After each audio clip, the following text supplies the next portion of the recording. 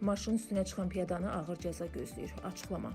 Bakıda metronun Əhmədli stansiyasının yaxınlığında piyada ilə sürücü arasında yaşanan qeyri-adi insident müzakirələrə səbəb olub. Ölkəzin məlumatına görə məsələ ilə bağlı müzakirələrə qoşulan hüquqşünas Sahib Məmmədov bildirib ki, sürücünün hərəkəti inzibati xətt olsa da piyadanın davranışı cinayət məsuliyyəti yarada bilər.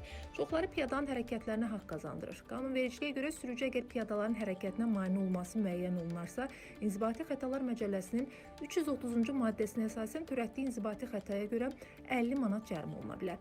Amma piyadanın hərəkəti daha ciddi xəta, hətta cinayət məsuliyyəti hesab oluna bilər. İnzibati Xətalar Məcəlləsinin 232-1-ci maddəsinə əsasən 5000 manatdan çox olmayan az miqdarda ziyan vurulduqda ziyanın bir misli ilə 2 misli arasında cərimə tətbiq edilir. Daha böyük məbləğdə ziyan vurulması hallarında isə cinayət məsuliyyəti yaranır və haldan asılı olaraq böyük ictimai təhlükə törətməyən və ya az ağır cinayət əməli kimi qiymətləndirilə bilər.